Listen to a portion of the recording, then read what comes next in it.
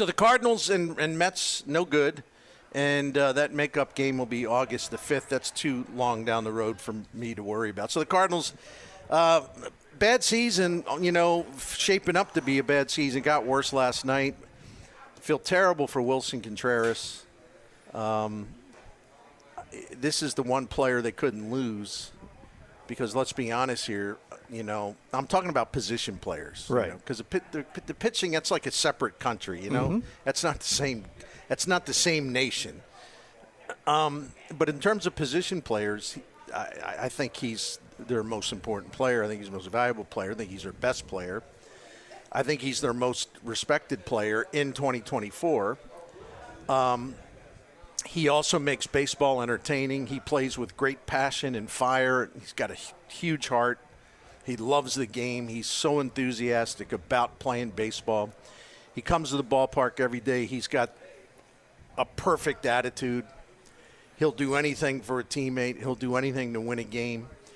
And it's a team that's really dull, and it's a team that, frankly, has no personality. Really doesn't. And he's a personality, but he's not a concocted personality. They got a couple guys on the team that know how to play to the media and get Bally Sports Midwest jumping around and, isn't he funny?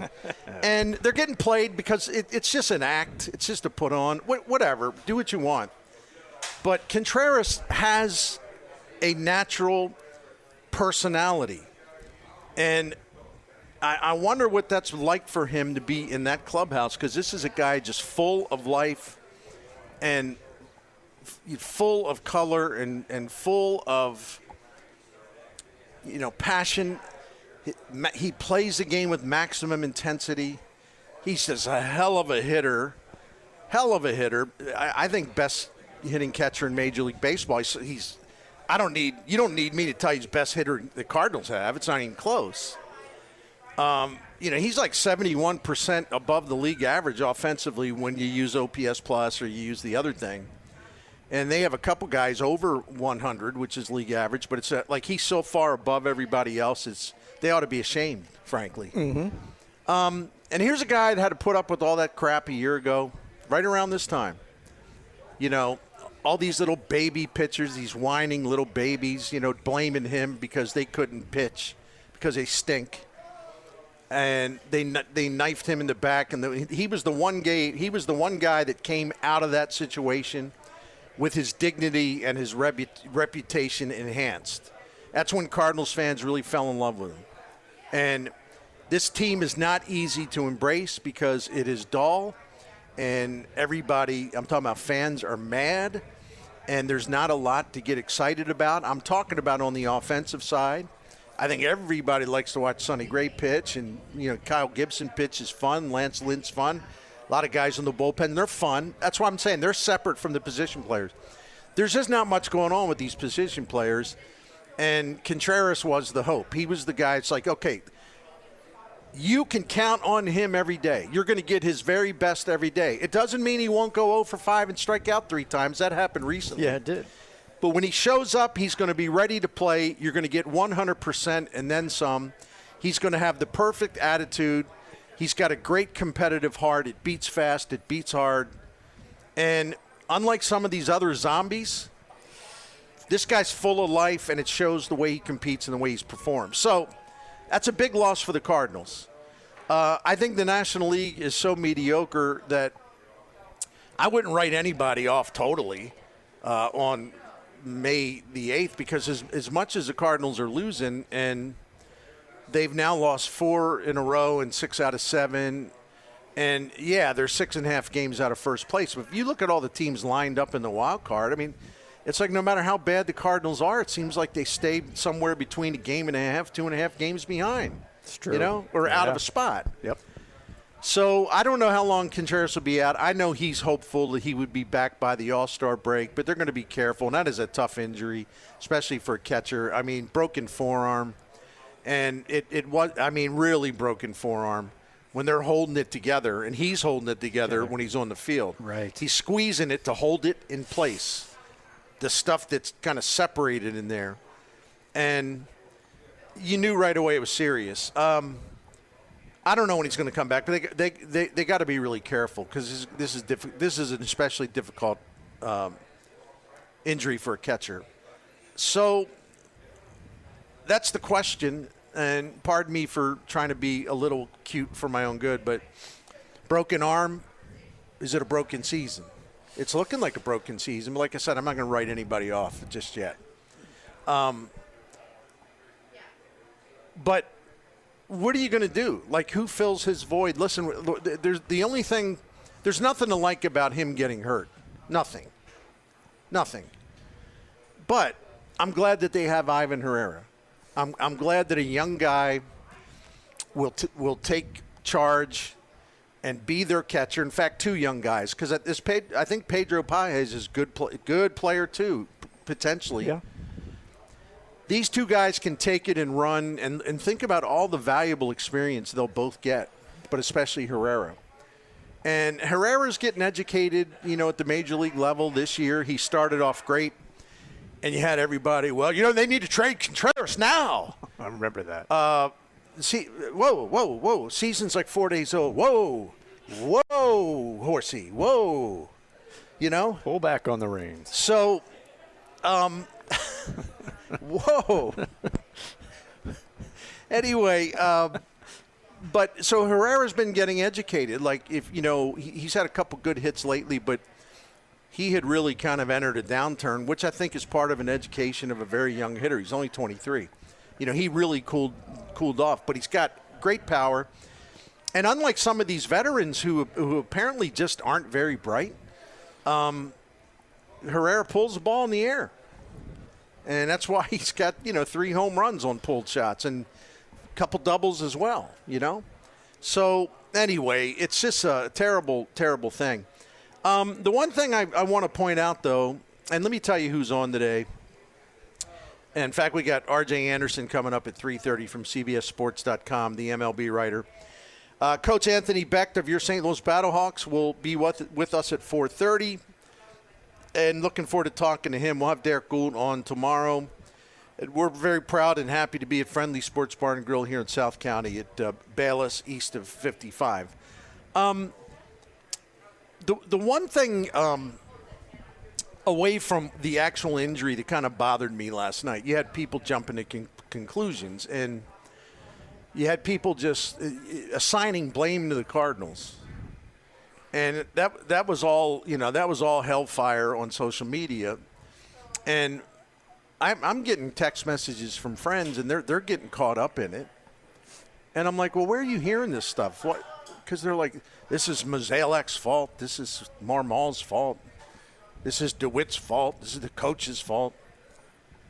And I'm like, well, I'm a little confused by this. Why is it their fault?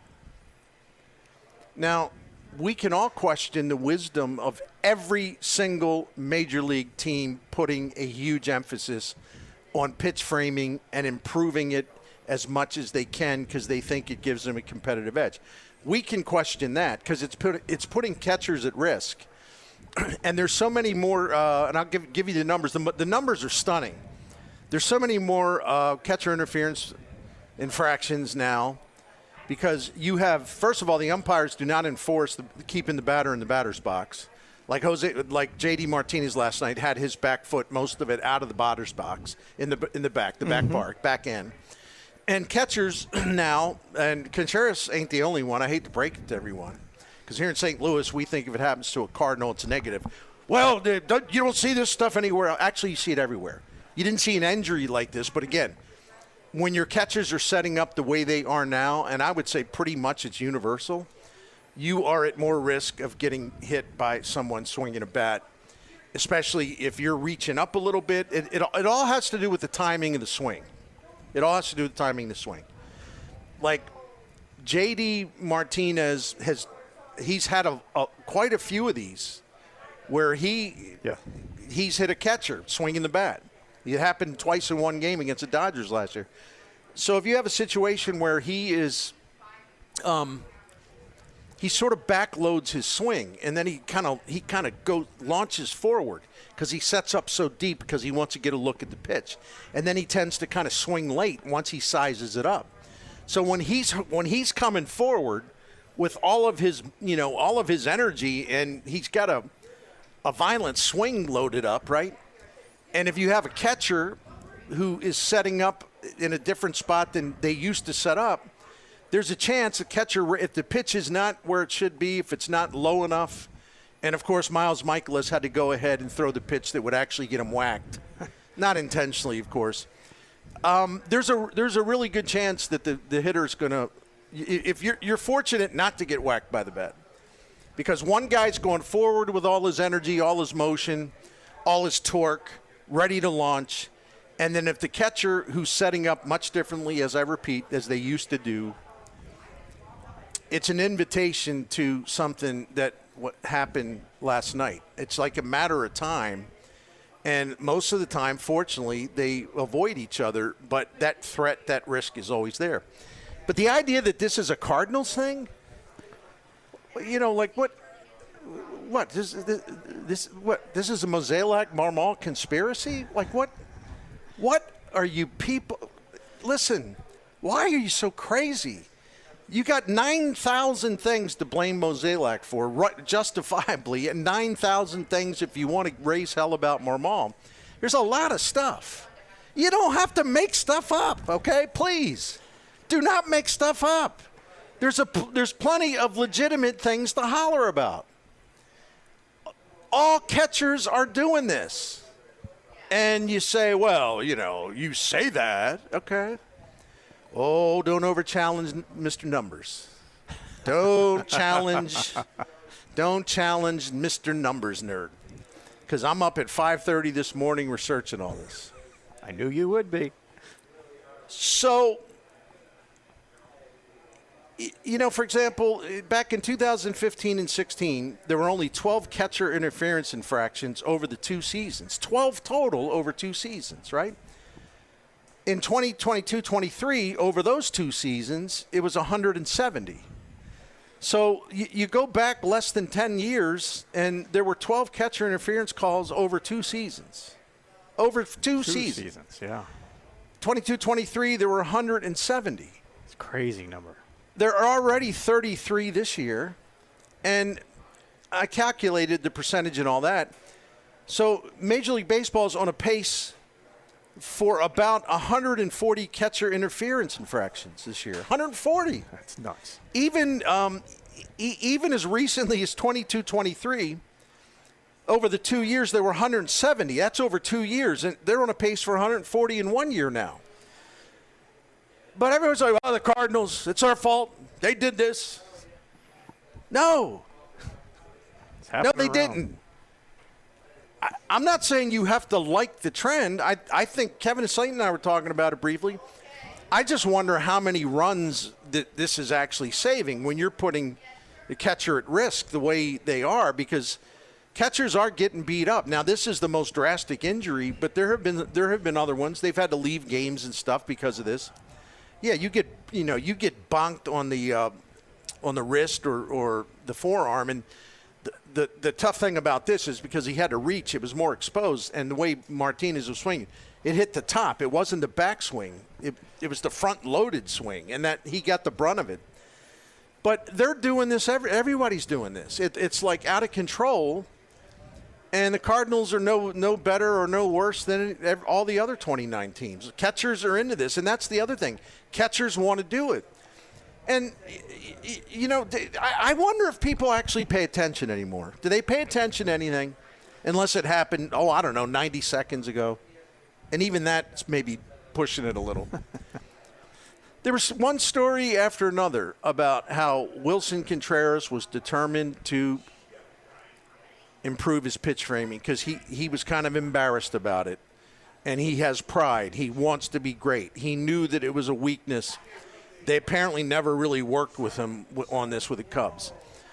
So his baby brother, Willson Contreras, when he got acquired by the Brewers from the Braves, the book on him is like, I could go back and find it. The book on him was like, well, listen, he's going to have to be a DH. His framing skills are atrocious. He's terrible. He's probably the worst there is. His brother heard that. He had pride, and he said, well, I'm going to get some instruction. I'm going to work on this all winter. And then he goes to Milwaukee, and all of a sudden he's a really good pitch framer, right? Yes. All of a sudden he's like, wow, what happened here? Well, he worked his tail off to get better. That's what happened. So what does he do? He sees Big Brother down in the dumps. Big Brother wants to be a better pitch framer. And so what does he do? He says, you and I are going to work together. I'm going to show you what I did. I'm going to help make you better at this, and we'll get you better. And I know, hey, my team's trying to beat your team. I get it. But my big brother's down about this, and he's got pride, and he's determined to be great, and I'm going to help him out because he's my brother. And they worked together all winter. Willson Contreras' pitch framing is so dramatically improved, and I'll give you the numbers later. But you got people blaming the Cardinals as if Willson Contreras was doing this against his will. It's like, well, they forced him. And look what they did to him. They forced him. He spent the whole offseason working with his brother, okay? Learning how to be better at it. You know, I mean, if I leave the parking lot tonight and, there's rain on the roads and I kind of spin out or something and hit a guardrail or something, it's John Mozeliak's fault. I mean, stop the insanity. There's a lot of things to be genuinely ticked off about. But stop the looniness, okay?